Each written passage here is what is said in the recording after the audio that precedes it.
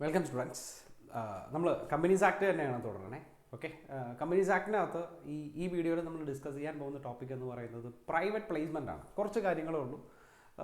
ഒരു 10 സെക്ഷൻസും 3-4 റൂൾസും മാത്രമേ ഇതിനകത്ത് നമുക്ക് പറയാനുള്ളൂ.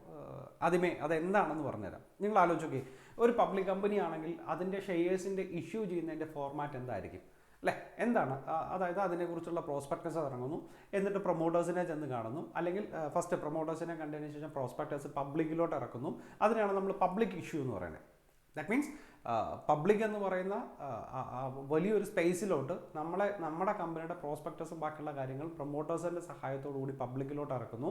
എന്നിട്ടാണ് പബ്ലിക്കിൻ്റെ കയ്യിൽ നിന്ന് ഈ പറയുന്ന അലോട്ട്മെൻറ്റ് മണി ആണെങ്കിലും കോൾ മണി ആണെങ്കിലും കാര്യങ്ങളൊക്കെ വാങ്ങിക്കണേ. സോ അതെല്ലാമാണ് ഒരു പബ്ലിക് ഇഷ്യൂ എന്ന് പറയുന്ന.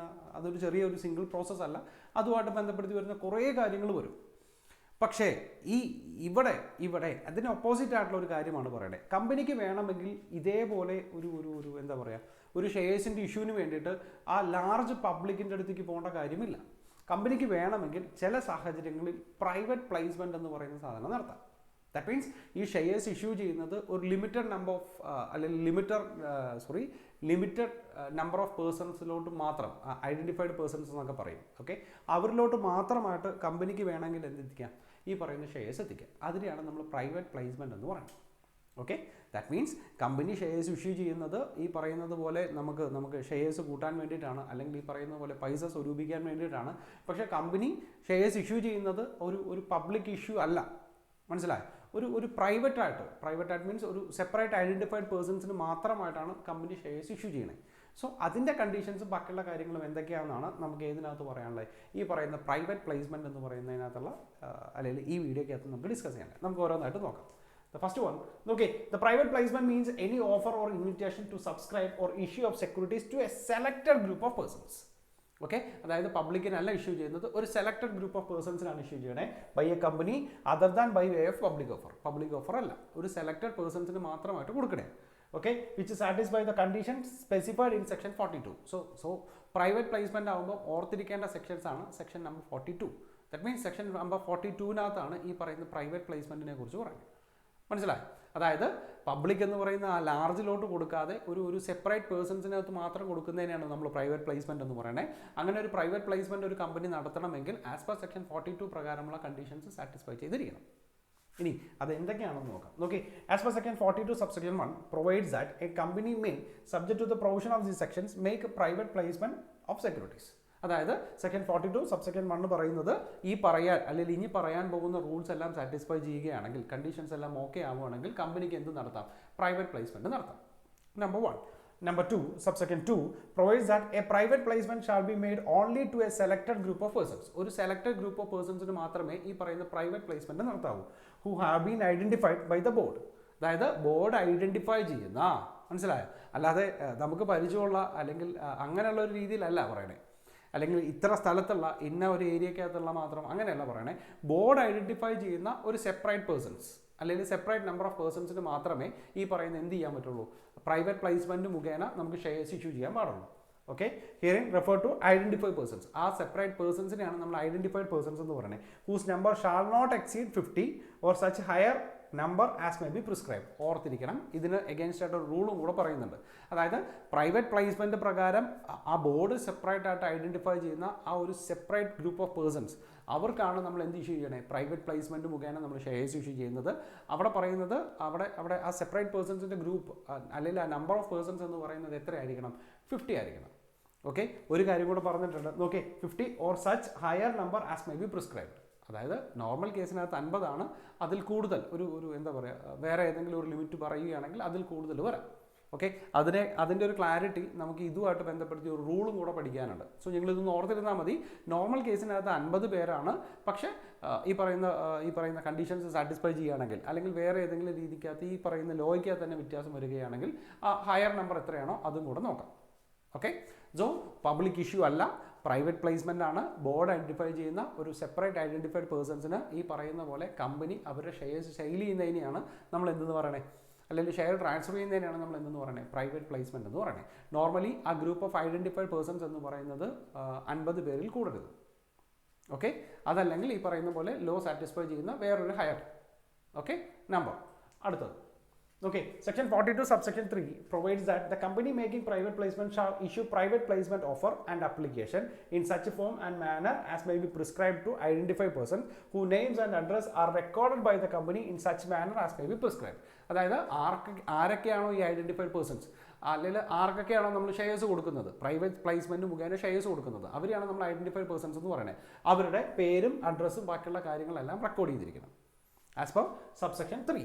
And subsection 4 provides that every identified persons willing to subscribe to the private placement issue shall apply in the private placement and application issued to such a persons along with the subscription money paid either by check or demand draft or banking channel and not by cash. അതായത് ഒറ്റ വാക്കി പറയുകയാണെങ്കിൽ ഈ private placement മുഖേന shares issue ചെയ്യുന്ന ആ identified persons അവർ ഈ പറയുന്നത് പോലെ അവരുടെ ഈ കോൾ മണി അടച്ച് അല്ലെങ്കിൽ ആപ്ലിക്കേഷൻ മണി അടച്ച് അവർക്ക് എന്ത് ചെയ്യാം, ഈ ഷെയർസ് സബ്സ്ക്രൈബ് ചെയ്യാം. അങ്ങനെ കമ്പനിയിലോട്ട് ഈ ഷെയർസ് സബ്സ്ക്രൈബ് ചെയ്യാൻ വേണ്ടി അടയ്ക്കുന്ന ക്യാഷ് എന്ന് പറയുന്നത് എങ്ങനെയായിരിക്കണം, എമൗണ്ട് എന്ന് പറയുന്നത് എങ്ങനെയായിരിക്കണം ഒന്നില്ലെങ്കിൽ ചെക്ക്, അല്ലെങ്കിൽ ഡിമാൻഡ് ഡ്രാഫ്റ്റ്, അല്ലെങ്കിൽ വേറെ ഏതെങ്കിലും ഒരു ബാങ്കിങ് ചാനൽ. ഏത് പാടില്ല എന്ന് മാത്രം, ക്യാഷ് ആയിട്ടുള്ള എമൗണ്ട് കൊടുക്കാൻ പാടില്ല. So as per private placement ഒരു കാരണവശാലും ഷെയർസ് വാങ്ങിക്കാൻ വേണ്ടിയിട്ട് ഷെയർ ഹോൾഡേഴ്സ് അല്ലെങ്കിൽ ഈ ഗ്രൂപ്പ് ഓഫ് ഐഡൻറ്റിഫൈഡ് പേഴ്സൺസ് എന്ന് പറയുന്നത് കമ്പനിക്ക് ക്യാഷ് ആയിട്ട് കൊടുക്കാൻ പാടില്ല. Okay.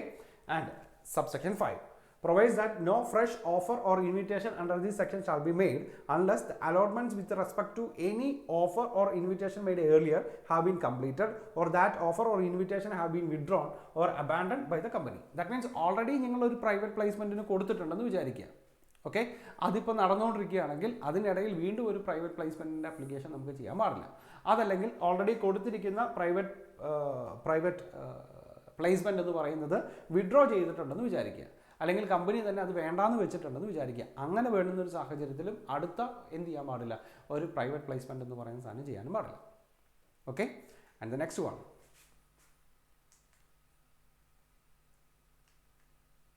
as per subsection 6 provides that a company making an offer or invitation under this section shall allot its securities within 60 days. ഓർത്തിരിക്കണം, 60 ദിവസം from the date of receipt of application money for such securities, and if the company is not able to allot the securities with that period, it shall repay the application money to the subscribers within 15 days. അതായത് ഈ പറയുന്ന private placement മുഖേന നമ്മൾ shares ഇവർക്ക് കൊടുത്തെങ്കിൽ അവരുടെ കയ്യിൽ നിന്ന് ഈ അപ്ലിക്കേഷൻ മണി വാങ്ങിച്ചിട്ട് 60 ദിവസത്തിനുള്ളിൽ അവർക്ക് ഷെയർസ് കൊടുത്തിരിക്കണം. ഓക്കെ. അങ്ങനെ 60 ദിവസത്തിൽ കൊടുത്തിട്ടില്ലെങ്കിൽ എന്ത് ചെയ്യണം, repay the application money to the subscribers within 15 days from the expiry of the 60 days. അതായത് 60 ദിവസത്തിനുള്ളിൽ അവർക്ക് ഷെയർസ് കൊടുത്തിരിക്കണം. എന്നാണോ ഈ പറയുന്ന ഐഡൻറ്റിഫൈഡ് ഗ്രൂപ്പ് ഓഫ് പേഴ്സൺസ് അവർ അപ്ലിക്കേഷൻ മണി അടയ്ക്കുന്നത്, ആ അപ്ലിക്കേഷൻ മണി അടച്ച് 60 ദിവസത്തിനുള്ളിൽ അവർക്ക് നമ്മൾ ഷെയർസ് ട്രാൻസ്ഫർ ചെയ്തിരിക്കണം. അങ്ങനെ ചെയ്തിട്ടില്ലെങ്കിൽ അവരുടെ കയ്യിൽ നിന്ന് വാങ്ങിച്ച പൈസ ഈ 60 ദിവസം കഴിഞ്ഞ് 15 ദിവസത്തിനുള്ളിൽ നമ്മൾ എന്ത് ചെയ്തിരിക്കണം, ട്രാൻസ്ഫർ ചെയ്തിരിക്കണം. ഇനി നോക്കി, it shall be liable to repay that money with interest at the rate of 12% per annum from the expiry of the 60th day. Okay. 60 ദിവസത്തിനുള്ളിൽ അല്ലെങ്കിൽ 60 ദിവസം കഴിഞ്ഞിട്ട് എത്ര ദിവസം കഴിഞ്ഞിട്ടാണോ നമ്മൾ ഈ പറയുന്ന എമൗണ്ട് റീപേ ചെയ്യുന്നത്, അങ്ങനെ റീപേ ചെയ്യുന്ന സമയത്ത് നമുക്ക് 12% ചെയ്ത് കൊടുക്കേണ്ടി വരും, ഇൻട്രസ്റ്റും കൂടെ കൊടുക്കേണ്ടി വരും. മനസ്സിലായി? അതായത് പ്രൈവറ്റ് പ്ലേസ്മെൻറ്റ് മുഖേന ഐഡൻറ്റിഫൈഡ് പേഴ്സൺസിന് കമ്പനിക്ക് ഷെയർസ് ഇഷ്യൂ ചെയ്യാം.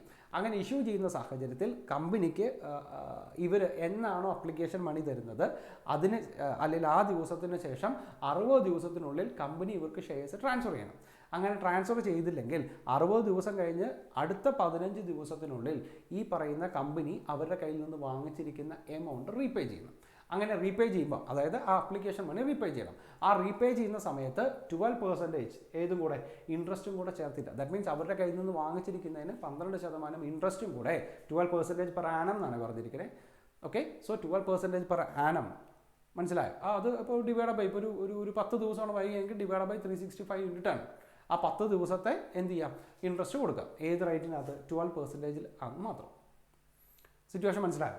And subsection 7 provides that no company issuing securities under this section shall release any public advertisement or utilize any media, marketing or distribution channels or agents to inform the public at the large about such an issue. അതായത് ഈ പറയുന്നത് പോലെ private placement നടക്കുന്ന ഒരു സാഹചര്യത്തിൽ അത് പബ്ലിക്കിനെ അറിയിക്കാൻ വേണ്ടിയിട്ട് ഈ പറയുന്ന പോലെ മീഡിയയോ ചാനലോ അങ്ങനെയുള്ള കാര്യങ്ങളൊന്നും എന്ത് ചെയ്യേണ്ട കാര്യമില്ല, ഇൻഫോം ചെയ്യേണ്ട ആവശ്യമില്ല. ഓക്കെ, ദാറ്റ് മീൻസ് അതൊരു ഗ്രൂപ്പ് ഓഫ് സെപ്പറേറ്റ് പേഴ്സൺസിന് വേണ്ടി മാത്രമാണ് കമ്പനി അങ്ങനെ ഒരു ഇഷ്യൂ നടത്തുന്നത്. സോ അങ്ങനെ ഒരു ഇഷ്യൂ നടത്തുന്നത് എന്ന് അറിയിക്കാൻ വേണ്ടിയിട്ട് കമ്പനിക്ക് ഈ പറയുന്ന പോലെ മീഡിയയിലോ ചാനലിലോ ഒന്നിനകത്തും ഒരു പ്രൊമോഷനോ അഡ്വർടൈസ്മെൻറ്റോ കൊടുക്കേണ്ട ആവശ്യമില്ല. Okay, and next one, subsection 8 provides that the company making any allotment of securities under this section shall file with the registrar a return of allotment within 15 days. മനസ്സിലായി, രജിസ്ട്രാർക്ക് അലോട്ട്മെന്റ് കഴിഞ്ഞ് 15 ഡേയ്സിനുള്ളിൽ എന്ത് കൊടുക്കണം? From the date of allotment in such manner as may be prescribe including a complete list of all allottees with their full names, address and number of securities allotted and such other relevant information as may be prescribe. That means എന്നാണോ ഇവർക്ക് ഈ shares allot ചെയ്യുന്നത്, ആ allot ചെയ്ത് 15 ദിവസത്തിനുള്ളിൽ അവരുടെ പേരും ബാക്കിയുള്ള വിവരങ്ങളും കാര്യങ്ങളെല്ലാം വെച്ചിട്ട് ആരെ അറിയിക്കണം? രജിസ്ട്രാറിനെ അറിയിക്കണം. Okay, and the next one, subsection 9 provides that if a company default in filing the return of allotment within the period prescribed under subsection 8, അതായത് മുകളിൽ പറഞ്ഞിരിക്കുന്നത് പ്രകാരം റിട്ടേൺ സബ്മിറ്റ് ചെയ്തിട്ടില്ലെങ്കിൽ the company, its promoters and directors shall be liable to penalty for each default of 1,000 rupees for each day during which such default continues but not exceeding 25 lakhs rupees. Okay, അതായത് as per subsection 8 section 42 subsection 8 പ്രകാരം രജിസ്ട്രാർക്ക് എന്ത് കൊടുക്കണം? നമുക്ക് ഈ പറയുന്ന പോലെ റിട്ടേണും കാര്യങ്ങളെല്ലാം കൊടുക്കണം. എത്ര ദിവസത്തിനുള്ളിൽ? 15 ഡേയ്സിനുള്ളിൽ. അങ്ങനെ 15 ഡേയ്സിനുള്ളിൽ രജിസ്ട്രാർക്ക്, ദാറ്റ് മീൻസ് അലോട്ട്മെന്റ് നടത്തിയിട്ട്, പ്രൈവറ്റ് പ്ലേസ്മെന്റ് എന്ന് പറയുന്ന സാധനം ആ ഗ്രൂപ്പ് ഓഫ് പേഴ്സൺസിന് അലോട്ട്മെന്റ് നടത്തിയിട്ട് 15 ദിവസത്തിനുള്ളിൽ രജിസ്ട്രാറിന് ഇത് അറിയിച്ചിട്ടില്ലെങ്കിൽ അല്ലെങ്കിൽ റിട്ടേൺ സബ്മിറ്റ് ചെയ്തിട്ടില്ലെങ്കിൽ എന്ത് ചെയ്യേണ്ടി വരും? കമ്പനി ആണെങ്കിലും ശരി, അല്ലെങ്കിൽ അത് ചെയ്യേണ്ട ഓഫീസർ ആണെങ്കിലും ശരി, പ്രൊമോട്ടർ ആണെങ്കിലും ശരി, എന്ത് ചെയ്യണം? ഫൈൻ അടക്കണം. ഓരോ ദിവസത്തിനും എത്ര ദിവസമാണോ ഡിഫാൾട്ട് വരുന്നത്, ഓരോ ദിവസത്തിനും 1000 രൂപ വെച്ച് പെനാൽറ്റി വരും. അത് മാക്സിമം എത്ര രൂപ വരെ പോകാം? 25 ലക്ഷം രൂപ വരെ പോകാം. Okay, and the next one, section 42 subsection 10 provides that if a company makes an offer or accepts monies in contravention of this section, the company, its promoters, directors shall be liable for the penalty. അതായത് ഈ പറഞ്ഞ section 42 പ്രകാരം എതിരായിട്ട് ഈ പറയുന്ന പോലെ കമ്പനിയോ പ്രൊമോട്ടേഴ്സോ ആരെങ്കിലും എന്തെങ്കിലും ചെയ്യുകയാണെങ്കിൽ എന്ത് ചെയ്യാം? അങ്ങനെ അതായത് the director shall be liable for the penalty. എത്ര എമൗണ്ടാണ്? may extend to the amount raised through the private placement. അതായത് ആ പ്രൈവറ്റ് പ്ലേസ്മെന്റ് മുഖേന എത്രയാണോ അവർ സ്വരൂപിച്ചിരിക്കുന്നത് അത്രയും രൂപ വരെ പെനാൽറ്റി വരും. ഓർ 2 crore rupees, 2 കോടി രൂപ, വിച്ച് എവർ ഈസ് ലോവർ. അതിനകത്ത് ചെറുത് ഏതാണോ അത്രയും വരും. മനസ്സിലായി? അതായത് മാക്സിമം 2 കോടി രൂപ വരെ, മാക്സിമം 2 കോടി രൂപ വരെ നമുക്ക് പെനാൽറ്റി വരും. ഓക്കെ, ദാറ്റ് മീൻസ് ആ പ്രൈവറ്റ് പ്ലേസ്മെന്റ് കാരണം എത്ര രൂപയാണോ സ്വരൂപിച്ചിരിക്കുന്നത് അത്രയും രൂപ തന്നെ നമുക്ക് എന്തായിട്ട് വരും? പെനാൽറ്റി ആയിട്ട് വരും. അത് മാക്സിമം എത്ര വരെ പോകാം? 2 കോടി രൂപ വരെ പോകാം. And the company also refund the monies with interest as specified in subsection 6 to subscribe within a period of 30 days of the order imposing the penalty. Okay, എന്ത് ചെയ്യേണ്ടി വരും? ആ സെക്ഷൻ 6 പറഞ്ഞിരിക്കുന്നത് പോലെ അത്രയും ഡേയ്സിനുള്ളിൽ തന്നെ നമുക്ക് എന്ത് ചെയ്യേണ്ടി വരും? അത് റീഫണ്ട് ചെയ്യും കൂടെ വരും. ഓക്കെ, സോ പ്രൈവറ്റ് പ്ലേസ്മെൻറ്റ് എന്താണെന്ന് മനസ്സിലാക്കുക. പ്രൈവറ്റ് പ്ലേസ്മെൻറ്റിനെ കുറിച്ചൊക്കെ പറഞ്ഞിരിക്കുന്ന കാര്യങ്ങളെല്ലാം ആസ് പെർ സെക്ഷൻ 42 ആണെന്ന് മനസ്സിലാക്കുക. ഓക്കെ, അതിൻ്റെ പ്രോസസ്സ് എങ്ങനെയാണ്, അതിൻ്റെ പ്രൊസീജിയർ എന്താണെന്നുള്ള കാര്യം മനസ്സിലാക്കുക. ഇതിനെ തന്നെ അനുബന്ധിച്ച് ഇതിനകത്ത് തന്നെ ഒരു 4 റൂളും കൂടെ പഠിക്കാനാണ്. ഒരു 4 റൂൾസും കൂടെ. That means in addition to section 42 നമുക്കൊരു 4 റൂൾസും കൂടെ പഠിക്കാനാണ്. ഏതാണെന്നറിയാമോ? The companies prospect allotment of securities rule 2014.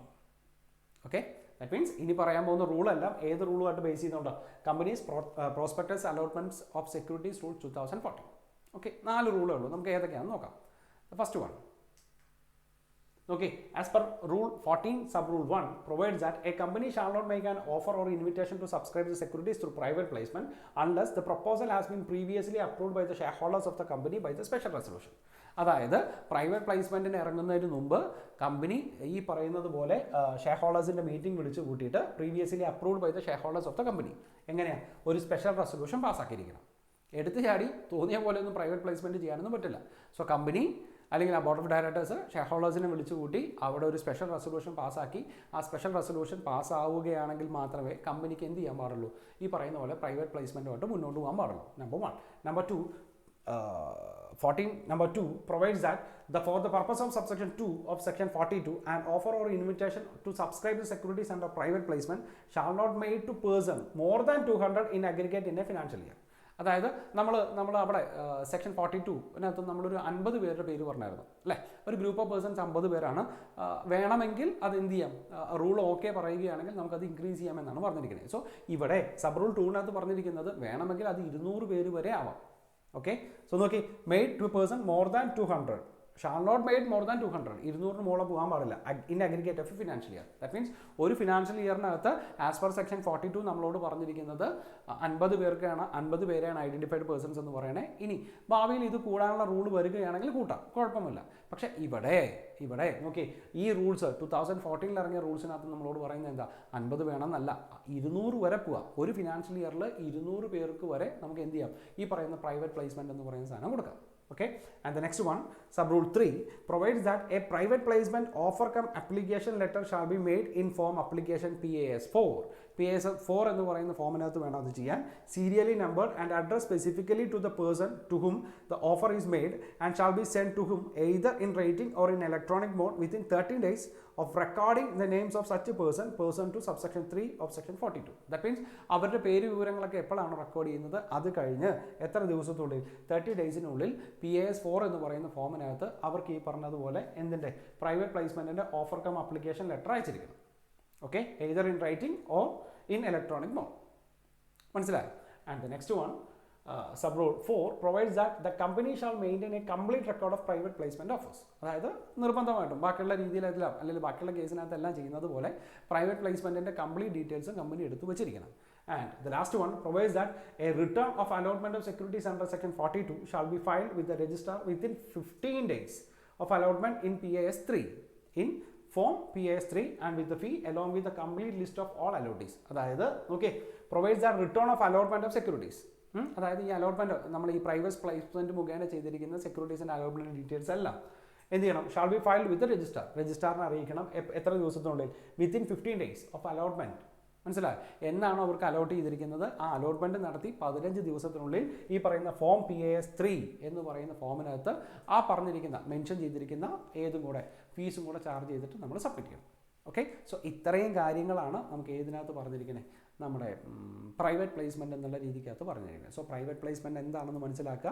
Important ആയിട്ട് പറയുവാണെങ്കിൽ അതിൻ്റെ ഡീറ്റെയിൽസ് സെക്ഷൻ 42 പറഞ്ഞിരിക്കുന്ന ഡീറ്റെയിൽസ് ഒന്ന് നോക്കുക, അതിൻ്റെ പെനാൽറ്റി ഉൾപ്പെടെയുള്ള കാര്യങ്ങളൊന്ന് ഓർത്ത് വയ്ക്കുക. പിന്നെ ഈ പറയുന്ന റൂൾസ് വന്നപ്പോൾ ഉണ്ടായ മാറ്റങ്ങൾ 50 എന്ന് പറയുന്നത് വേണമെങ്കിൽ നമുക്ക് എന്ത് വരെ ആവാം, ഈ പറയുന്ന 200 വരെ ആവാം. അങ്ങനെയുള്ള പ്രധാനപ്പെട്ട കാര്യങ്ങൾ മാത്രം, വളരെ കുറച്ച് കാര്യങ്ങൾ മാത്രമേ ഇതിനകത്ത് പറയുന്നുള്ളൂ. ഓക്കെ, അടുത്ത വീഡിയോയിൽ നമുക്ക് വേറെ ഒരു ടോപ്പിക്കായിട്ട് കാണാം. ബൈ.